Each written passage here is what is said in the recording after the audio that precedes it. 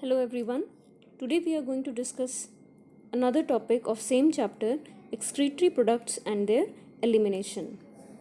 We know that kidney plays important role in filtration of blood as well as maintains the electrolyte balance. But its whole efficiency depends upon a very important structure, that is nephron. We know that in a kidney around 1 million tubular structures are present, and the function of kidney depends upon the efficiency of these nephrons.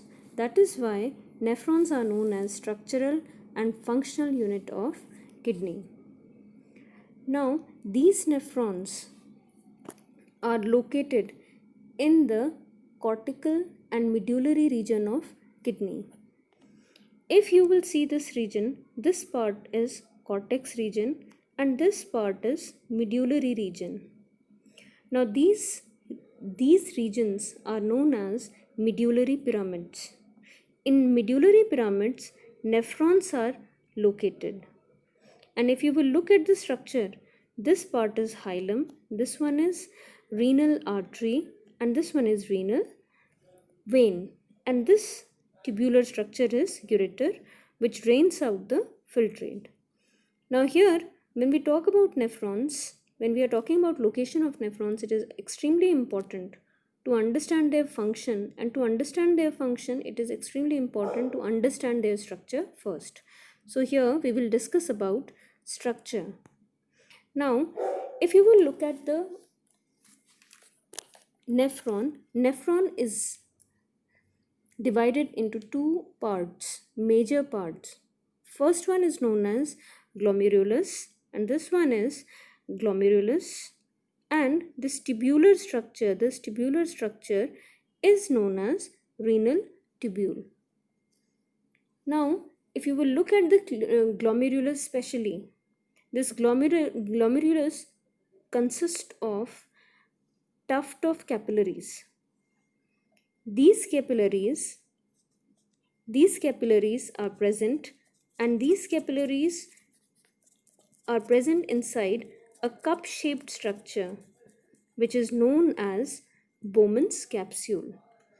So the arteries which are coming towards this is known as afferent arteriole, and the one which is leaving it is known as efferent arteriole. So this one is afferent arteriole, and this one leaving it is known as efferent arteriole. An afferent arteriole forms a coiled structure, supercoiled structure inside it, and it is known as glomerulus. And later on, another end comes out leaving this structure which is known as efferent arteriole, which starts with E. So we can understand, I hope it is clear. And around this glomerulus you will find that it is covered with a double-walled structure. This double-walled structure is known as Bowman's capsule. Now we have to understand that the efferent arteriole which is coming out, forms network of capillaries. These network of capillaries are known as peritubular capillaries, which are coiled around all these coiled tubules, which is known as renal tubule. Now if you will look at the lower part, this lower part, the yellow colored loop hanging is known as Henle's loop, or you can say loop of Henle, and it is also known as here these minute vessels of this network, which is U-shaped and it runs parallel to Henle's loop, is known as vasa recta. So red colored, these network of capillaries hanging parallel to yellow colored capillary is known as vasa recta, okay, and the yellow color capillary is known as loop of Henle. So these are the basic parts of glomerulus.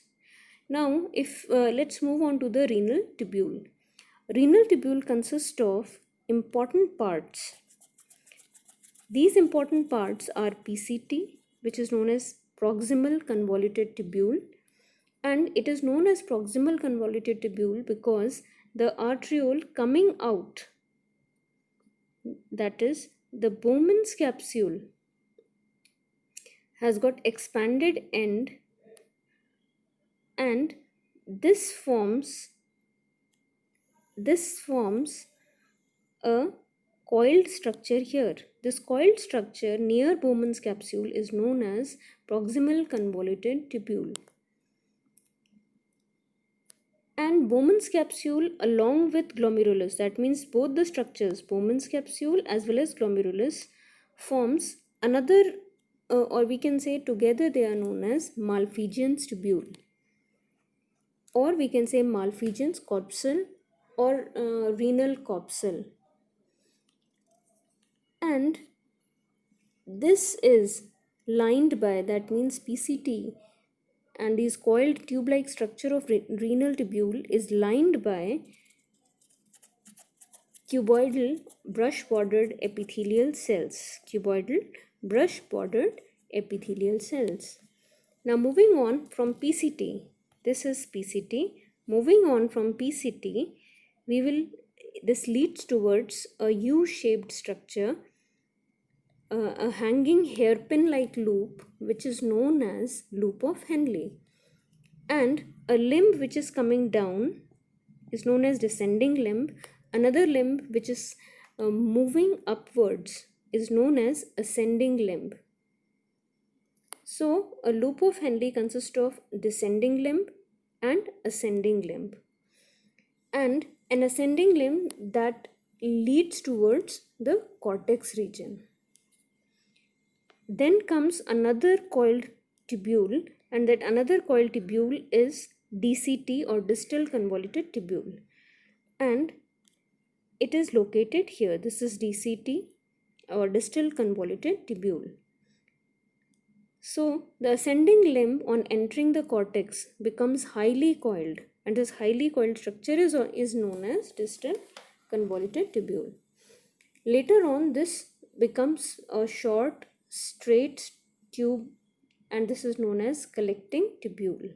So this is collecting tubule. Collecting tubule then joins collecting ducts. Now, if you remember that the kidney contains a structure that is known as calyx and renal pelvis. All the collecting ducts pours the filtrate in the calyces, and calyces then drains it into renal pelvis of kidney, and this renal pelvis leads towards ureter and it drains it in the urinary bladder. So these are the basic parts of the nephron. Now moving on, this is a short revision of nephron.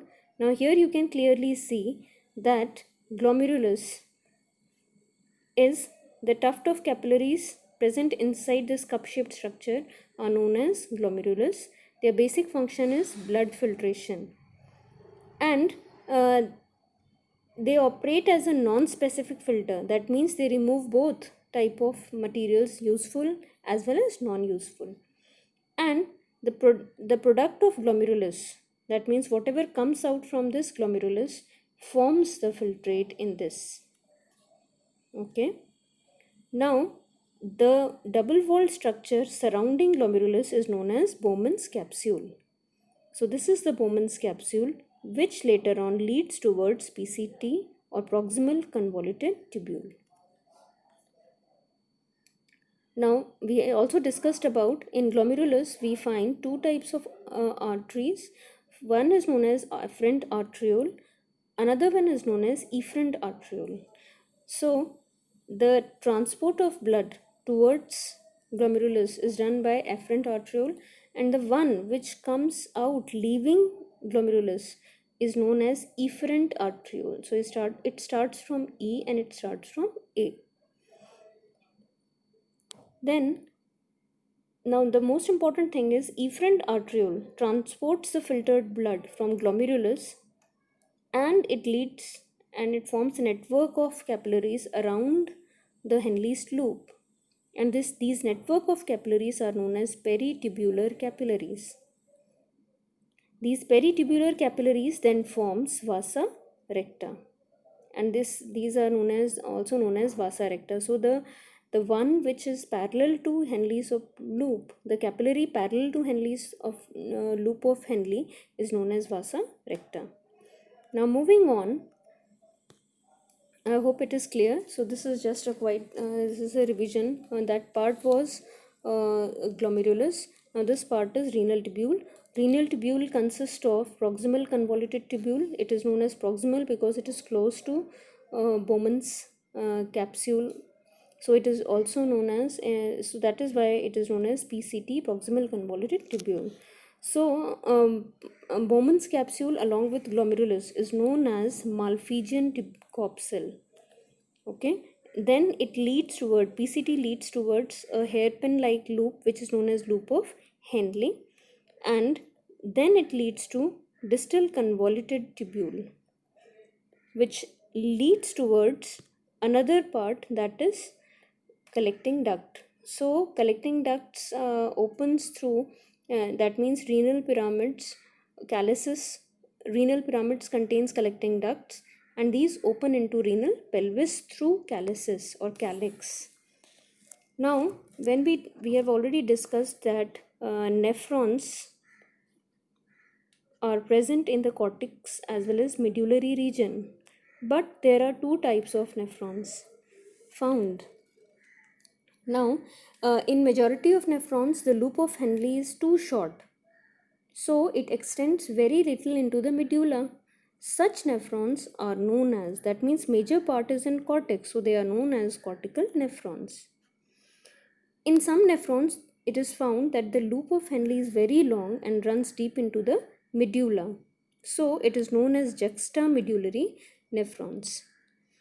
Juxtamedullary, so that means the position of, on the basis of their position in the kidney, nephrons can be of two types: juxtamedullary nephrons and cortical nephrons. We can see them here also. Here you can see this is the cortical region and this is the medullary region.